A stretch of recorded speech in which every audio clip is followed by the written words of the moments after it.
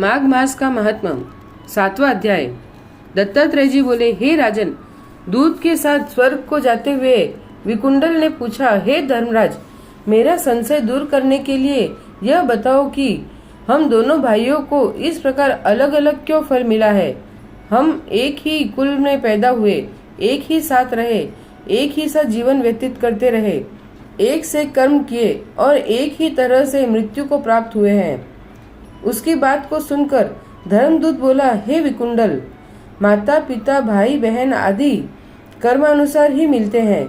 जिस प्रकार एक ही वृक्ष पर भांति भांति के पक्षियों का समूह निवास करता है, उसी प्रकार एक परिवार में सभी तरह के लोग एकत्रित हो सकते हैं, परंतु प्रत्येक प्राणी को अपने कर्म का फल स्वयं भोगना पड़ता है। अच्छे कर्म से प्राणी को स्वर्ग और बुरे कर्मों से नरक की प्राप्ति होती है। उसी प्रकार अपने कर्मों से नरक भोगने वाला तुम्हारा भाई गया है और तुम अपने पुण्य कर्मों के कारण स्वर्ग को जा रहे हो।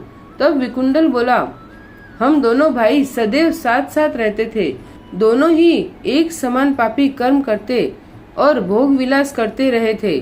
तब ऐसा कौन सा कर्म है जो मुझे स्वर्ग मिला है। यह बात सुनकर उस देवदूत ने कहा, तुमने जो पुण्य किया है उसे मुझसे सुनो। हर मित्र का पुत्र सुमित्र, जो तुम्हारा साथी था, यमुना के तट पर आश्रम बनाकर रहता था और वेद पाठ करता हुआ हरि चरणों की आराधना करता था। उसके कहने पर तुमने 2 बार माघ स्नान किया था। समस्त पापों को नष्ट करने वाली यमुना के जल में माघ स्नान करने के कारण तेरे समस्त पाप नष्ट हो गए हैं और तुझे दिव्य सुखों वाला स्वर्ग प्राप्त हुआ है। तेरा भाई पापाचार में रत रहने के कारण नरक की यातनाओं को सहन करता रहेगा। दत्तात्रेय जी बोले, हे राजन, देवदूत के इन वचनों को सुनकर उस वैश्य पुत्र ने दुखी होकर उससे कहा, हे साधो, सत्य पुरुष सदैव उपकार करते हैं। मैं आपको सर्वज्ञ जानकर प्रार्थना करता हूँ कि आप यह बताएं कि प्राणी किन कर्मों से सद्गति और किन कर्मों से नरक पाता है। यमदूत ने कहा, हे धर्मश्रेष्ठ, तुम्हारे इस प्रश्न को सुनकर मुझे महान प्रसन्नता है।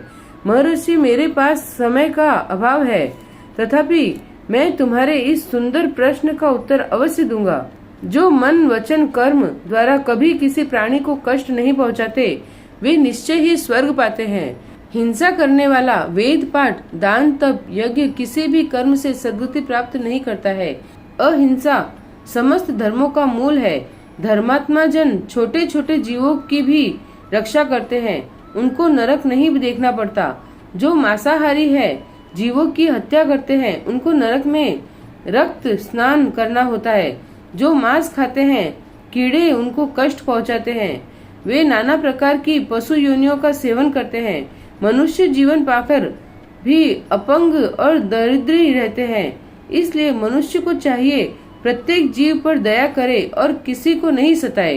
यह माघ मास का महत्व 7वां अध्याय समाप्त। श्री राधे कृष्ण।